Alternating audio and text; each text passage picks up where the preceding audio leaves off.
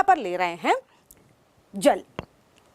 आप जानते हैं कि जल के अणु का जब वियोजन होता है तो H पॉजिटिव आयन और हाइड्रोक्साइड यानी कि OH नेगेटिव आयन प्राप्त होते हैं। यानी कि जल जब टूटता है तो वह दो प्रकार के आयन देता है, H पॉजिटिव और OH नेगेटिव आयन। लेकिन हम ये बता दें कि जो जल का वियोजन है बहुत ही कम होता है। यदि हम यहाँ पर 1 मोल जल का वियोजन करते हैं तो ये प्रायोगिक रूप से देखा गया है। अब आप ये तो जानते हैं कि जल का 1 मोल यानी कि उसमें जल के अणुओं की संख्या कितनी होगी? जी हाँ, एवोगैड्रो संख्या के बराबर, यानी कि 6.023 × 10⁻23। और जल के इतने अणुओं में जब इनका वियोजन होता है तो हमें जो हाइड्रोजन आयन मिलते हैं वह मिलते हैं मात्र 10⁻⁻7। और इसी तरह से जो हाइड्रोक्साइड आयन होते हैं उनकी मात्रा भी होती है केवल 10⁻⁻7। तो आप देख सकते हैं इतने सारे जल के अणुओं में से बहुत ही कम जल के अणु वियोजित होते हैं। तो अब यहाँ पर यदि हम जल का pH बताएं तो हमें बताना पड़ेगा कि भाई pH जो है वह हाइड्रोजन आयन की सांद्रता है, क्योंकि जो pH है वह है उस विलयन में उपस्थित हाइड्रोजन आयनों की सांद्रता। क्योंकि हम जानते हैं यहाँ पर जो P का मतलब है पोटेंशियल या फिर power of hydrogen ion, H+ ion की पोटेंशियल। तो यहाँ पर हम देखें कि जो जल का pH होता है वह होगा, या उसमें जो हाइड्रोजन आयनों की सांद्रता है वह है 10⁻⁻7। तो इस तरह से यहाँ पर हम जो हाइड्रोजन आयनों की सांद्रता को ये लिखें कि जिसमें पानी में हाइड्रोजन आयनों की सांद्रता होती है 10⁻⁻7 मोल पर लीटर। तो इसे यदि हमें एक होल नंबर प्राप्त करना है तो इसके लिए क्या किया गया, इस होल नंबर में इसे लॉग में परिवर्तित कर दिया गया। तो ये हो जाएगा log concentration of hydrogen ion. और हम जानते हैं कि जब हम यहाँ पर इसकी लॉग वैल्यू निकालेंगे तो लॉग के फॉर्मूले के अनुसार ये यहाँ पर जब हाइड्रोजन आयन की सांद्रता लिखेंगे तो ये हो जाएगा लॉग 10⁻⁻7। और इस तरह से यहाँ पर हमें मिल जाएगा -7 log बेस 10। और हम जानते हैं कि यहाँ पर जो log 10 है और log बेस 10 है, 10 इसकी वैल्यू होती है 1। तो यहाँ पर इस तरह से जो हमें वैल्यू मिलेगी या पोटेंशियल ऑफ हाइड्रोजन मिलेगा उसकी वैल्यू हो जाएगी -7। तो यहाँ पर जो हमारा फॉर्मूला हो गया pH = log concentration of hydrogen ion. तो इस तरह से जो हमें pH मिला जल का वो हो गया 7। और इस तरह से हमें एक होल नंबर जो पूर्णांक संख्या प्राप्त हो गई, जिसे स्केल के रूप में प्रदर्शित करना बहुत ही आसान हो गया। तो इस तरह से हमें जो pH प्राप्त करने का फॉर्मूला मिल गया वह हो गया pH = log base 10 concentration of hydrogen ion. अब हम जानते हैं कि जो जल है उसमें, क्योंकि जल उदासीन होता है और जल में जितने सांद्रता हाइड्रोजन आयनों की होती है उतनी ही सांद्रता हाइड्रोक्साइड आयनों की भी होती है। तो इस तरह जैसे हम पोटेंशियल ऑफ हाइड्रोजन निकाल सकते हैं उसी तरह से हम पोटेंशियल ऑफ हाइड्रोक्साइड आयन भी निकाल सकते हैं। तो चलिए निकालते हैं। यहाँ पर पोटेंशियल ऑफ हाइड्रोक्साइड आयन क्या हो जाएगा, ये बराबर हो जाएगा -log base 10 concentration of hydroxide ion. और यहाँ पर जब हम हाइड्रोक्साइड आयनों की सांद्रता जो जल में उपस्थित होती है वो रख दें तो यहाँ पर हमें मिल जाएगा -log बेस 10 10⁻⁻7। और इस तरह से हमें पोटेंशियल ऑफ हाइड्रोक्साइड आयन की वैल्यू प्राप्त हो जाएगी +7। इस तरह हमने देखा कि जल के लिए pH का मान होता है 7 और pOH का मान भी होता है 7। यानी कि जल के लिए 25 डिग्री सेंटीग्रेड पर pH और pOH का दोनों का योगफल 14 के बराबर होगा, जिसे हम pKw के द्वारा प्रदर्शित करते हैं। यानी कि pKw बराबर pH + pOH = 14। अब इसका मतलब यह हुआ कि यहाँ किसी भी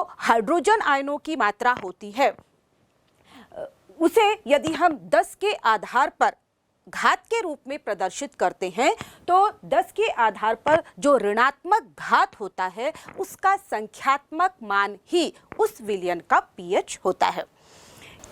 यानी कि यदि हमें विलयन में उपस्थित हाइड्रोजन आयन की सांद्रता पता हो तो हम आसानी से उसकी पीएच वैल्यू पता कर सकते हैं, या फिर यदि हमें पीएच वैल्यू पता हो तो हम उसमें उपस्थित हाइड्रोजन आयनों की सांद्रता ज्ञात कर सकते हैं। जैसे कि यदि यहाँ पर हाइड्रोजन आयन की सांद्रता दी गई है 10⁻�0, तो क्योंकि हम जानते हैं कि जो फॉर्मूला है वह है H की concentration is equal to 10⁻⁻ pH, तो यहाँ पर जो घात लगी होती है 10 के ऊपर जो घात होती है उसका संख्यात्मक मान ही तो pH है। तो यदि यहाँ पर हाइड्रोजन आयन की सांद्रता को यदि हम 10 के आधार पर व्यक्त कर रहे हैं, यदि हम हाइड्रोजन आयन की सांद्रता कहते हैं 10 की घात 0, तो यहाँ पर pH क्या हो जाएगा 0। इसी तरह से यदि हाइड्रोजन आयन की सांद्रता है 10 की पावर -1, तो इसका मतलब है उसका pH हो जाएगा 1। तो इसी तरह से यदि हाइड्रोजन आयन की सांद्रता है 10 टू द पावर -14, तो उसका pH हो जाएगा 14। तो इसी आधार पर ये स्केल pH स्केल तैयार हो गई है।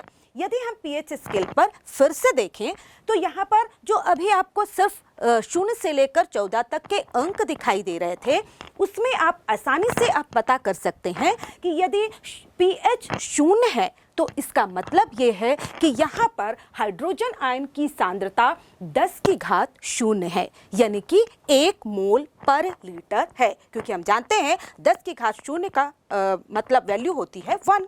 तो यानी कि यदि किसी विलयन का pH मान या उसमें उपस्थित pH मान 0 है, तो ये दर्शाता है कि उसमें हाइड्रोजन आयनों की सांद्रता 10 की घात 0 यानी कि 1 मोल पर लीटर है।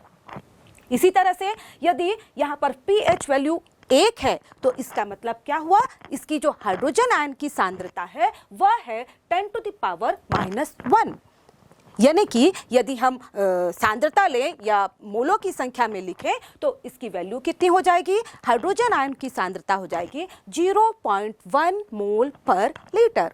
इसी तरह से यहाँ पर हम यदि pH वैल्यू 7 है तो ये दर्शाता है कि इसमें हाइड्रोजन आयनों की सांद्रता 10 टू द पावर -7 है, यानी कि यहाँ पर जो एक में हम 7 शून्यों वाली जो संख्या है उससे यदि भाग देंगे तो जितने 0.0000 जो मान प्राप्त होंगे उतने हाइड्रोजन आयनों की सांद्रता उदासीन जल में उपस्थित होगी। तो यहाँ पर आप देख सकते हैं कि जब pH वैल्यू 0 है तो हाइड्रोजन आयनों की सांद्रता अधिक है। जैसे जैसे pH वैल्यू आगे बढ़ रही है यानी कि 7 की तरफ जा रही है, वैसे वैसे हाइड्रोजन आयनों की सांद्रता घट रही है, क्योंकि इसकी जो घात है वह अधिक ऋणात्मक होता जा रहा है। यानी कि जो अधिक घात यदि ऋणात्मक है और उसकी वैल्यू बढ़ रही होती है तो उसका जो होल वैल्यू होती है वो कम हो जाती है। इसी तरह से जब हम 7 से आगे बढ़ते हैं यानी कि pH वैल्यू यदि 8 है, इसका मतलब है कि उसमें हाइड्रोजन आयन की सांद्रता 10 की घात -8 है, यानी कि हाइड्रोजन आयन की सांद्रता और भी कम हो गई है। और जब हम अंत में पहुंचते हैं pH वैल्यू 14 पर, वहां पर हाइड्रोजन आयन की सांद्रता हो गई है 10 टू द पावर -14, यानी कि यहाँ पर जो हाइड्रोजन आयन की सांद्रता बहुत ही कम है।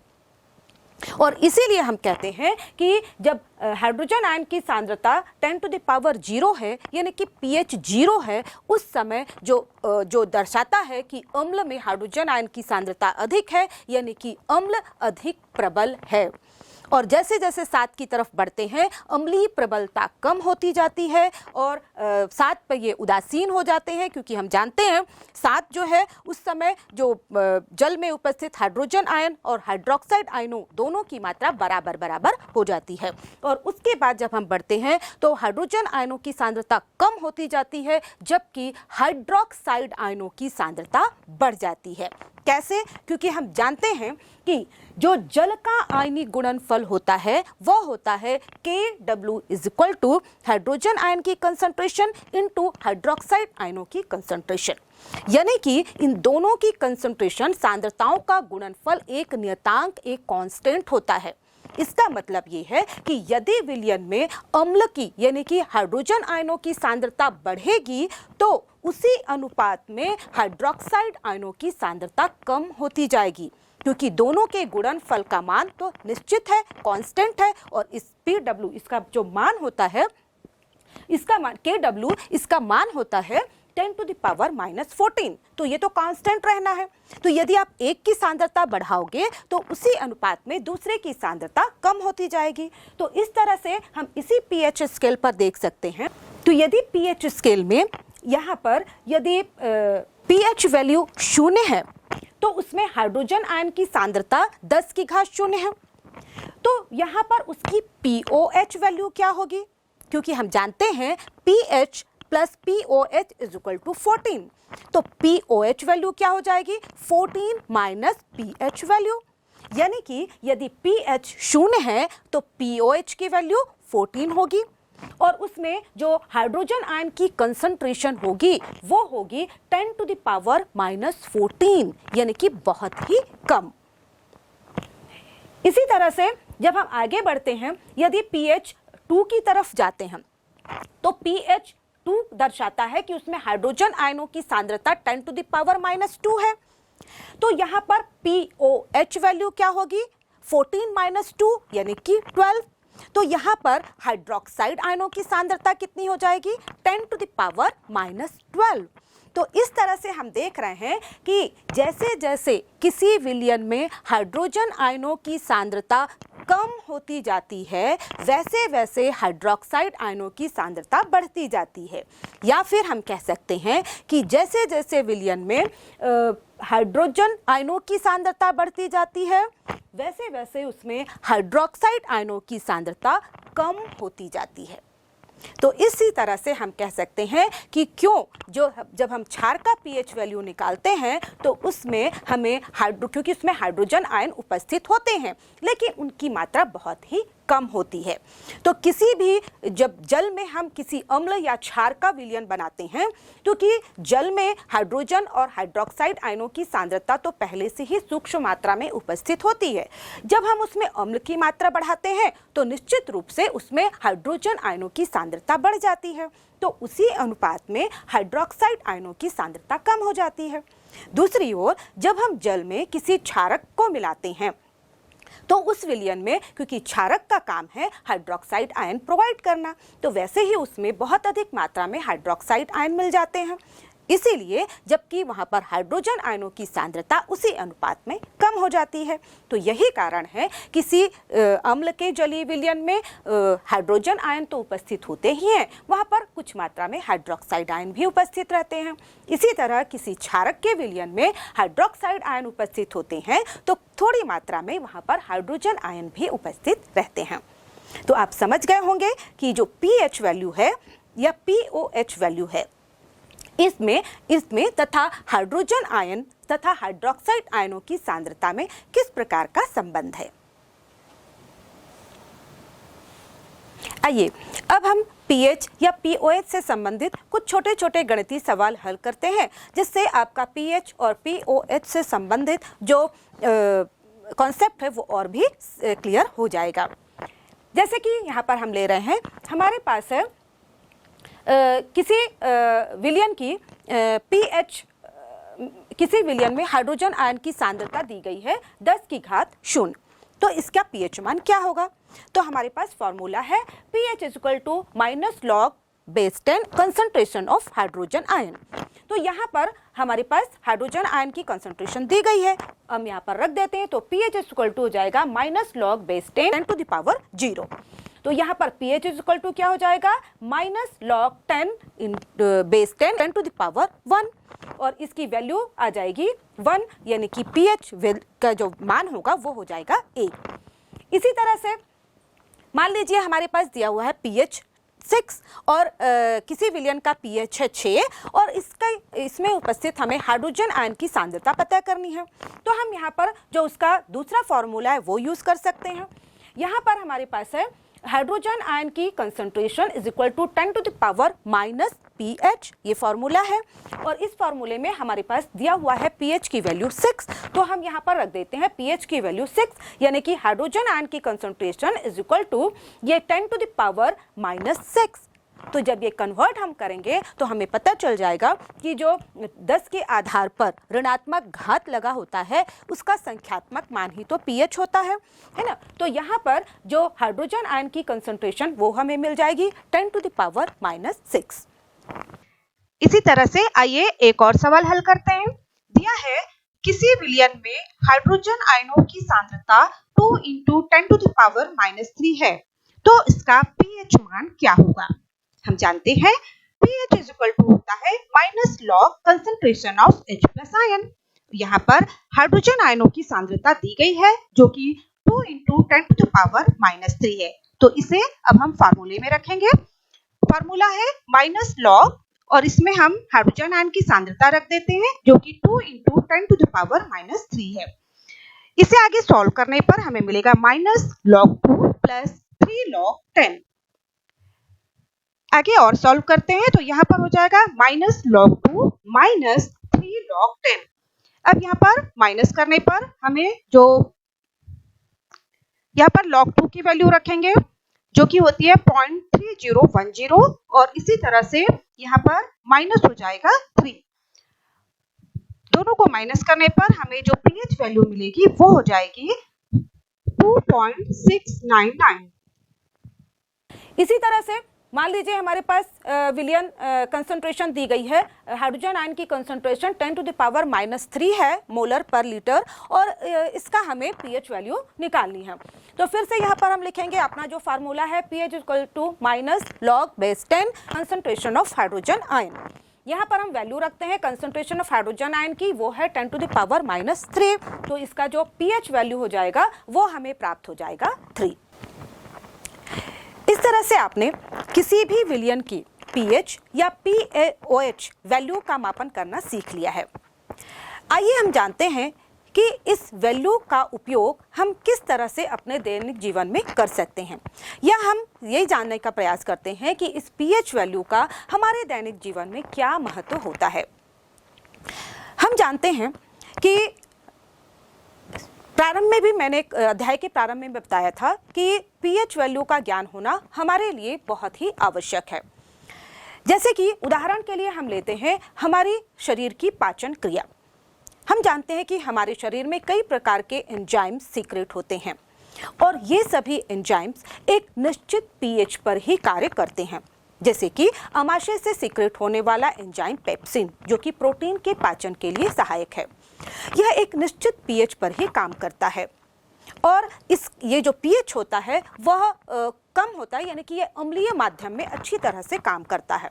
इसीलिए आप जानते हैं कि हमारे आमाशय की जो जठर ग्रंथियां होती हैं उनके द्वारा हाइड्रोक्लोरिक अम्ल, तनु हाइड्रोक्लोरिक अम्ल का सिक्रेशन किया जाता है जो कि आमाशय के पीएच को अम्लीय बनाता है, जिससे कि ये जो एंजाइम्स हैं वह अच्छी तरह से काम कर पाते हैं और जिससे हमारे शरीर की जो जैव रासायनिक क्रिया है या जो पाचन की प्रक्रिया है वह सुचारू रूप से चल पाती है।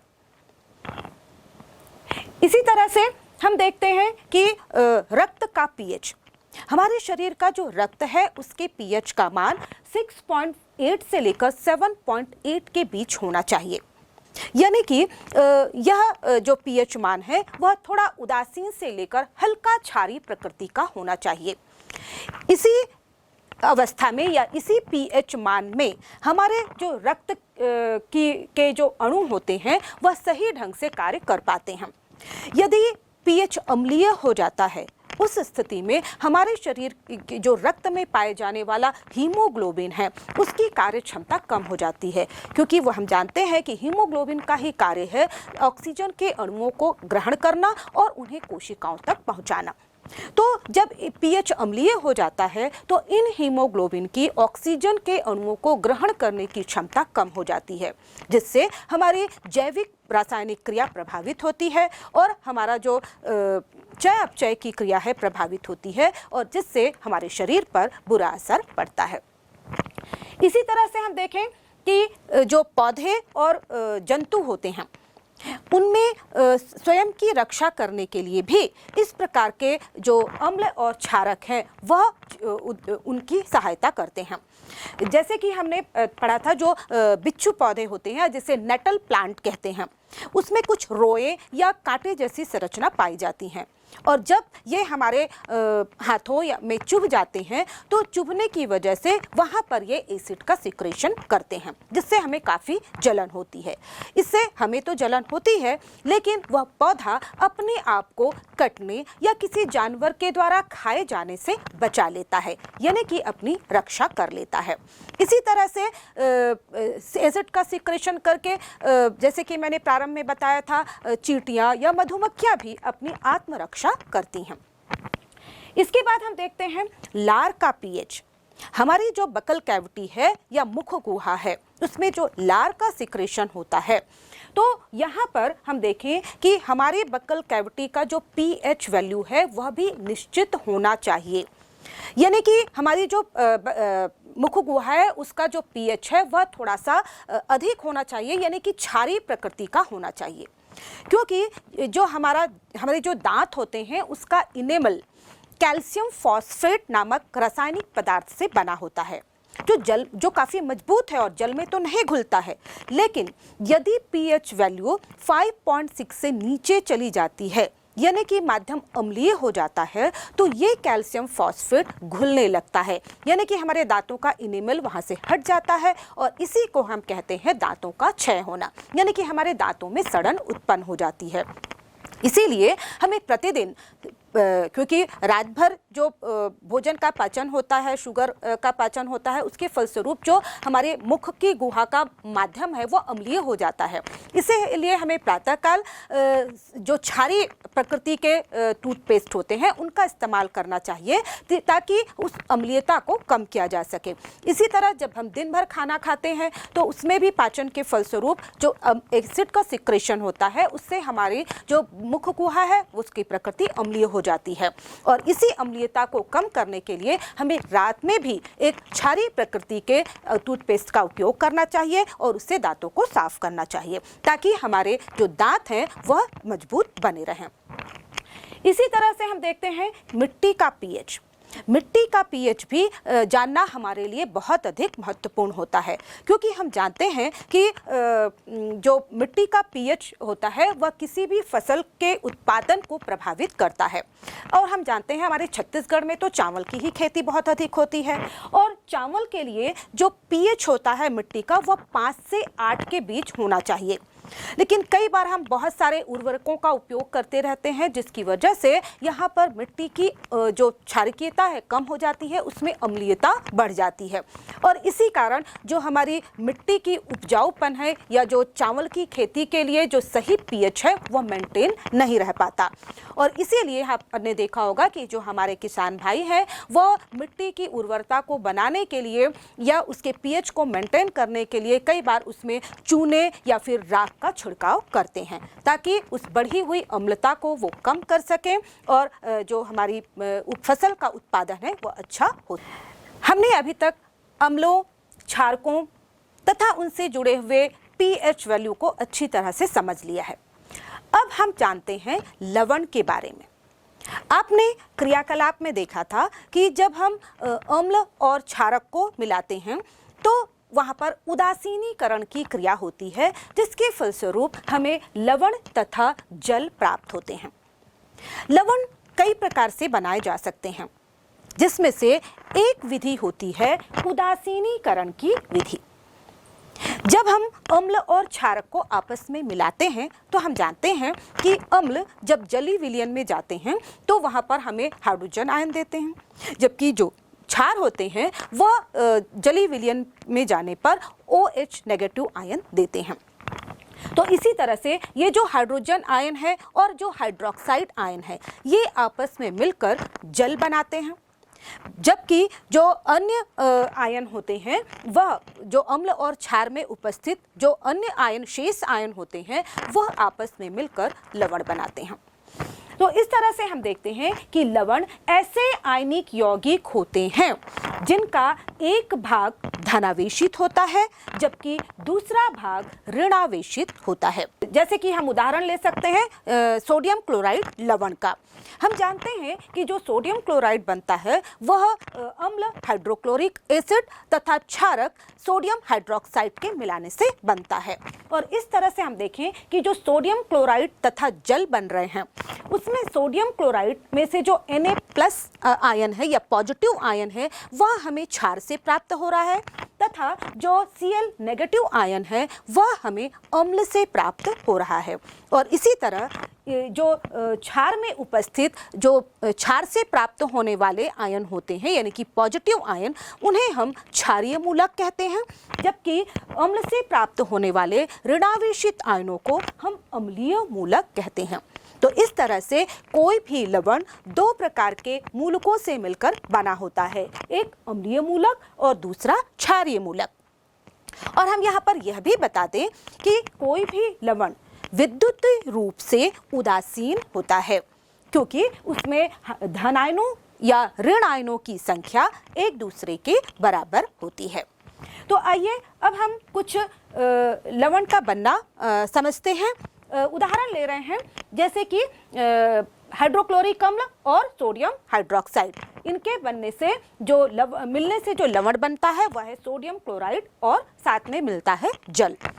इसी तरह से यदि हम ले रहे हैं नाइट्रिक एसिड HNO3 और इसकी क्रिया कराते हैं हम पोटेशियम हाइड्रोक्साइड क्षार से, तो आप देखेंगे यहाँ पर जो हमें क्षार है उससे धनावेशित आयन प्राप्त होगा यानी कि पोटेशियम, और जो अम्ल है उससे ऋणावेशित आयन प्राप्त होगा यानी कि NO3-। और इस तरह से जो लवण होगा वो होगा पोटेशियम नाइट्रेट तथा साथ में जल बनेगा। फिर यदि हम लेते हैं अम्ल के रूप में सल्फ्यूरिक एसिड H2SO4 तथा उसकी क्रिया कराते हैं हम क्यूप्रिक हाइड्रोक्साइड से यानी कि CuOH होल ट्वाइस से, तो यहाँ पर भी क्षार से प्राप्त होने वाला धनावेशित आयन यानी कि क्यूप्रिक आयन और अम्ल से प्राप्त होने वाला सल्फेट आयन यानी कि SO4 नेगेटिव आयन, ये आपस में मिलकर लवण का निर्माण करते हैं जिसे हम क्यूप्रिक सल्फेट कहते हैं। साथ ही साथ जल प्राप्त होगा। और उदाहरण लेते हैं, ये आप जानते हैं कार्बनिक अम्ल जो दुर्बल अम्ल होता है वह है एसिटिक अम्ल यानी कि इसका सूत्र है CH3COOH। जब इसकी क्रिया हम क्षार यानी कि सोडियम हाइड्रोक्साइड से कराते हैं तो यहाँ पर अम्ल से हमें एसिटेट आयन मिलता है CH3COO नेगेटिव आयन तथा क्षार से प्राप्त होता है धनात्मक मूलक यानी कि Na पॉजिटिव आयन। और इस तरह से हमें जो लवण मिलता है उसे हम कहते हैं सोडियम एसीटेट और इसका सूत्र होता है CH3COONA और साथ में जल बनता है। और उदाहरण हम ले सकते हैं जैसे कि एसिटिक एसिड की क्रिया ही जब हम एक दुर्बल क्षार से कराते हैं जैसे कि अमोनियम हाइड्रोक्साइड NH4OH, तो यहाँ पर हमें जो लवण मिलेगा वह होगा अमोनियम एसीटेट, जिसका सूत्र है CH3COONH4। और इस तरह से यहाँ पर अमोनियम से एसीटेट लवण प्राप्त हो रहा है और साथ ही मिल रहा है जल।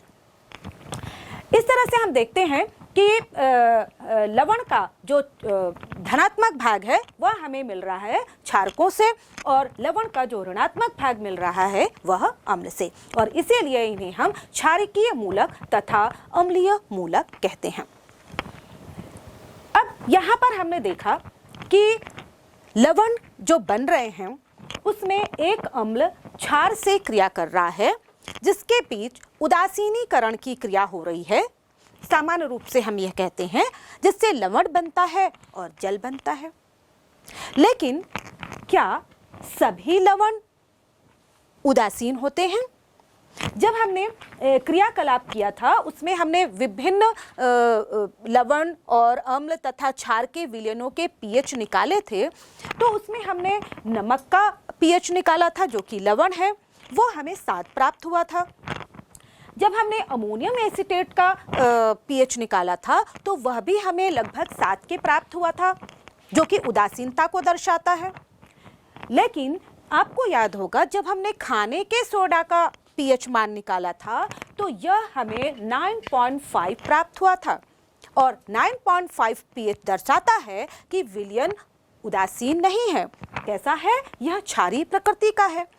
इसी तरह से जब हमने क्यूप्रिक सल्फेट विलयन का पीएच मान निकाला था तो वो काफ़ी 7 से कम आया था, यानी कि ये दर्शा रहा था कि क्यूप्रिक सल्फेट चूँकि लवण है लेकिन इसके जो विलयन का पीएच मान है वह इसकी अम्लीयता को दर्शाता है। तो इसका मतलब यह हुआ कि जब हम अम्ल और क्षार की क्रिया आपस में कराते हैं तो जरूरी नहीं है कि बनने वाला लवण या बनने वाले लवण की प्रकृति हमेशा उदासीन ही हो। तो आइए हम जानने का प्रयास करते हैं कि किन स्थितियों में बनने वाले लवण उदासीन होते हैं तथा कब इनकी प्रकृति अम्लीय या क्षारीय होती है।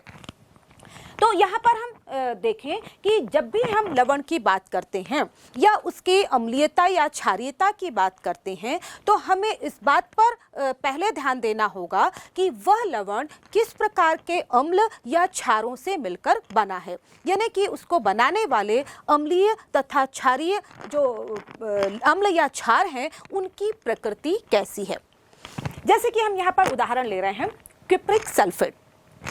अब हम जानते हैं कि जो क्यूप्रिक सल्फेट का जो क्षारीय मूलक है यानी कि क्यूप्रिक आयन है वह हमें प्राप्त हुआ है क्यूप्रिक हाइड्रोक्साइड से, जबकि जो सल्फेट आयन है वह हमें प्राप्त हुआ है H2SO4 यानी कि सल्फ्यूरिक अम्ल से। अब हम जानते हैं कि जो क्यूप्रिक हाइड्रोक्साइड है यह एक दुर्बल क्षार है, जबकि सल्फ्यूरिक एसिड एक प्रबल अम्ल है। तो यहाँ पर जो बनने वाला जो लवण है क्यूप्रिक सल्फेट, इसकी प्रकृति अम्लीय होगी और इसकी प्रकृति अम्लीय होगी वह इस बात से को दर्शाता है कि यहाँ पर जो क्षारीय या अम्लीय अम्ल जिनकी क्रिया से हम लवण बना रहे हैं उनकी प्रकृति कैसी है। क्योंकि यहाँ पर भाग लेने वाला अम्ल प्रबल है जबकि जो भाग लेने वाला क्षारक है वह दुर्बल है और इसीलिए बनने वाले लवण की प्रकृति अम्लीय हुई। उसी तरह से यदि हम लेते हैं सोडियम हाइड्रोजन कार्बोनेट, तो यहाँ पर हम देखते हैं कि इसमें जो क्षार का स्रोत है, जो क्षारीय मूलक का स्रोत है वह है प्रबल क्षार सोडियम हाइड्रोक्साइड, जबकि जो अम्ल है वह दुर्बल अम्ल है कार्बोनिक अम्ल। तो इसीलिए इनसे मिलकर बनने वाले लवण की प्रकृति क्षारीय प्रकृति की होगी। इसी तरह से जब हम अमोनियम क्लोराइड की बात करते हैं तो हम जानते हैं कि अमोनियम क्लोराइड का जो स्रोत क्षार है वह दुर्बल क्षार है अमोनियम हाइड्रोक्साइड, जबकि इसका जो स्रोत अम्ल है वह है हाइड्रोक्लोरिक अम्ल जो कि एक प्रबल अम्ल है। तो इसलिए जब भी हम अमोनियम क्लोराइड का अम्लीय विलयन जो विलयन बनाएंगे तो उसकी जो प्रकृति होगी वह अम्लीय होगी, क्योंकि यह प्रबल अम्ल और दुर्बल क्षार से मिलकर बना है। इसी तरह से जब हम पोटेशियम नाइट्रेट की बात करते हैं तो पोटेशियम नाइट्रेट एक प्रबल क्षार पोटेशियम हाइड्रोक्साइड तथा प्रबल अम्ल नाइट्रिक अम्ल से मिलकर बना होता है। और चूंकि यहाँ पर दोनों ही प्रबल है और इसीलिए दोनों प्रबल होने की वजह से एक दूसरे को पूरी तरह से उदासीन कर देते हैं और इसीलिए इनसे बनने वाले लवण यानी कि पोटेशियम नाइट्रेट के विलयन की प्रकृति उदासीन होती है। तो इन उदाहरणों के द्वारा आप अच्छी तरह से समझ सकते हैं कि बनने वाले लवण की प्रकृति उनको बनाने वाले अम्ल या क्षारीय क्षारों की प्रकृति पर निर्भर करती है। तो आप बड़ी आसानी से आप बता सकते हैं कि पोटेशियम क्लोराइड के विलयन की प्रकृति कैसी होगी। जी हाँ, आप बता सकते हैं कि पोटेशियम हाइड्रोक्साइड चूंकि एक प्रबल क्षार जो पोटेशियम क्लोराइड है वह एक प्रबल क्षार पोटेशियम हाइड्रोक्साइड और प्रबल अम्ल यानी कि हाइड्रोक्लोरिक अम्ल से मिलकर बना है। इसलिए इनको मिलने से बनने वाला जो लवण है यानी कि पोटेशियम क्लोराइड उसकी प्रकृति उदासीन होगी। तो अब तक हमने अम्लों, क्षारकों तथा लवण की भिन्न भिन्न प्रकृति तथा उनके गुणों और उनके महत्व को अच्छी तरह से समझ लिया है। लेकिन जब हम अम्ल की बात करते हैं तो एक महत्वपूर्ण टॉपिक पर बात करना जरूरी हो जाता है और वह है अम्लीय वर्षा। आपने हमेशा पेपरों में पढ़ा होगा कि अम्लीय वर्षा की वजह से ताजमहल की जो सफ़ेदी है वह कम होती जा रही है, ताजमहल पीलापन उसमें बढ़ता जा रहा है। या फिर आपने देखा होगा कि समुद्र में अम्लीय जल की वजह से जो अम्लीय जीव जंतु हैं उनकी संख्या कम हो रही है। तो इस प्रकार के जो अम्लीय वर्षा का जो प्रभाव हम देखते हैं तो ये जानने का प्रयास करते हैं कि यह अम्लीय वर्षा क्या होती है। अम्लीय वर्षा हम जानते हैं कि जो शुद्ध वायु होती है उसमें ऑक्सीजन, नाइट्रोजन या कार्बन डाइऑक्साइड की निश्चित मात्रा होती है। लेकिन जहाँ पर कारखानों का धुआं निकलता है, क्योंकि कारखानों में बहुत सारे जो जीवाश्म ईंधन है उनको जलाया जाता है, जिसके फलस्वरूप वहाँ पर सल्फर डाइऑक्साइड, नाइट्रोजन डाइऑक्साइड या कार्बन डाइऑक्साइड गैसों की मात्रा बहुत अधिक निकलती है। इसी तरह से जब हम पेट्रोल, डीजल इनका बहुत अधिक दहन करते हैं, बहुत अधिक उपयोग करते हैं, तो पूरे वातावरण में ही सल्फर डाइऑक्साइड, नाइट्रोजन डाइऑक्साइड तथा कार्बन डाइऑक्साइड की मात्रा बढ़ जाती है। ये गैसें जब ऊपर से वर्षा होती है तो वर्षा जल में ये आसानी से घुल जाती हैं, और हम जानते हैं कि ये सभी जो गैसें हैं वो अम्लीय प्रकृति की होती हैं, क्योंकि ये सभी अधातुओं के ऑक्साइड हैं। और इसीलिए जब इनका जलीय विलयन होता है, बनता है, या जल में ये जब घुल जाती हैं तो अम्ल का निर्माण करते हैं। जैसे कि जो सल्फर डाइऑक्साइड है वह और अधिक ऑक्सीकृत होकर सल्फर ट्राइऑक्साइड में कन्वर्ट होती है और फिर जल में मिलकर यह सल्फ्यूरिक एसिड का निर्माण करती है। उसी तरह से कार्बन डाइऑक्साइड जल में घुलकर कार्बोनिक अम्ल का निर्माण करती है। नाइट्रोजन डाइऑक्साइड जल में घुलकर नाइट्रिक अम्ल तथा नाइट्रिक ऑक्साइड का निर्माण करती है। और हम जानते हैं कि जो अम्ल होते हैं वो बहुत ही संक्षारक प्रकृति के होते हैं। ये विभिन्न पदार्थों जैसे कि संगमरमर से बनी वस्तुएं, पत्थरों से बनी हुई वस्तुएं या कैल्शियम कार्बोनेट चूने से बनी हुई वस्तुओं को बहुत ही अधिक क्षति पहुंचाते हैं। इतना ही नहीं, ये मनुष्यों तथा जीव जंतुओं के लिए भी तथा पेड़ पौधों के लिए भी बहुत ही अधिक घातक होते हैं। यही वजह होती है कि जब ये पेड़ पौधों पर गिरते हैं तो उनकी पत्तियां हरे से पीले रंग की हो जाती हैं तथा उनमें होने वाली जो जैव रासायनिक क्रियाएं हैं प्रभावित होती हैं और धीरे धीरे ये जो पेड़ पौधे हैं वह नष्ट हो जाते हैं। इसी तरह से जब ये अम्लीय वर्षा का जल भूमि में गिरता है, जमीन में गिरता है, तो निश्चित रूप से जल की अम्लीयता में वृद्धि कर देता है और जिससे धीरे धीरे वह भूमि अम्लीय होती जाती है, बंजर होती जाती है, यानी कि उसकी उपजाऊ क्षमता कम होती जाती है। इसी तरह से जलीय जीवन, जो जल में पाए जाने वाले या समुद्र में पाए जाने वाले जो जलीय जीव होते हैं, जब ये वर्षा का जल, अम्लीय वर्षा का जल वहाँ तक पहुँचता है तो पूरा जो विलयन है वह अम्लीय हो जाता है, जिसकी उपस्थिति में ये जलीय जीवों का जो जीवन है, क्रियाएं हैं, यह प्रभावित हो जाती हैं।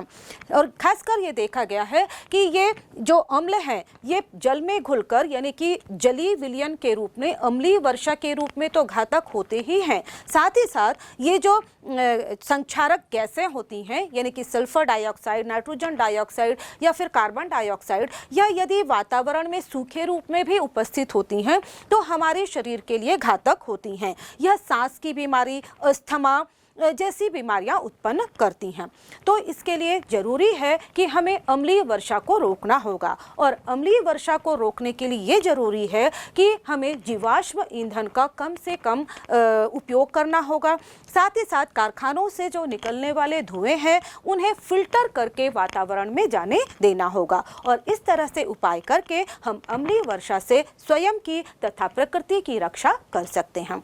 तो इस तरह हमने देखा एक बहुत ही दैनिक जीवन से जुड़ा हुआ और महत्वपूर्ण अध्याय हमने पढ़ा। इस अध्याय में हमने बहुत सी सारी चीज़ें सीखी। हमने जाना कि हमारी प्रकृति में चारों ओर जो भिन्न भिन्न पदार्थ हैं वो अम्ल, क्षारक या लवण के रूप में होते हैं। उनकी पहचान करने का तरीका हमने सीखा। हमने कई प्रकार के प्राकृतिक सूचक या फिर रासायनिक सूचक, ऑल्फैक्टरी सूचक या फिर पीएच सूचकों का उपयोग किया और इससे हम किसी भी अम्ल या क्षारक की प्रबलता की तुलना कर पाए। हमने लवण के विषय में जाना तथा उनके गुणों से परिचित हुए और साथ ही साथ हमने यह भी जाना कि पीएच वैल्यू का हमारे दैनिक जीवन में हमारे जीवों और पौधों के लिए क्या महत्व होता है। हमने सीखा, पहला, सूचक अम्ल एवं क्षार के साथ क्रिया कर नए पदार्थ बनाते हैं जिसके कारण सूचक के रंग में परिवर्तन होता है। दूसरा, अम्ल की उपस्थिति में नीला लिटमस लाल तथा क्षार की उपस्थिति में लाल लिटमस नीले रंग में परिवर्तित हो जाता है।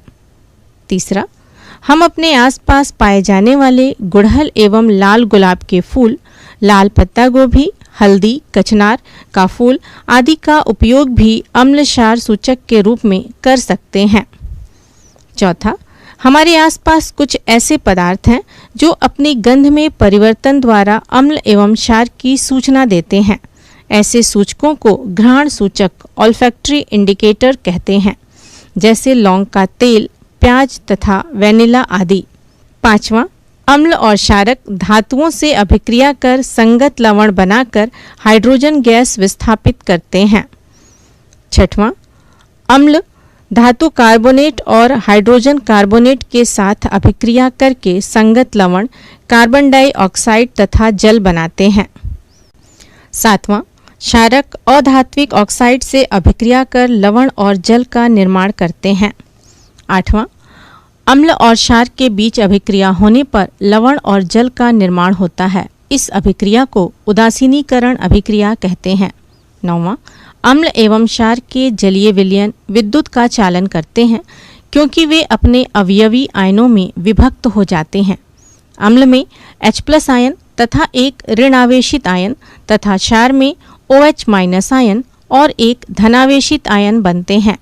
10वां, pH मान द्वारा किसी तनु विलयन में हाइड्रोजन आयन H+ आयन की मात्रा को 0 से 14 तक के स्केल में व्यक्त किया जाता है। 11वां, किसी उदासीन विलयन का pH मान 7, अम्लीय विलयन का pH मान 7 से कम तथा क्षारीय विलयन का pH मान 7 से अधिक होता है। 12वां, लवण का धनात्मक भाग क्षारक से आता है, जिसे क्षारीय मूलक तथा ऋणात्मक भाग अम्ल से आता है, जिसे अम्लीय मूलक कहते हैं। 13वां, लवण की प्रकृति अम्लीय, क्षारीय या उदासीन हो सकती है। मुख्य बिंदु कीवर्ड्स: प्रतिअम्ल, क्षार, क्षारक, सूचक, घ्राण, गंधीय सूचक, उदासीनीकरण अभिक्रिया, अम्ल वर्षा, अम्लीय मूलक, क्षारीय मूलक।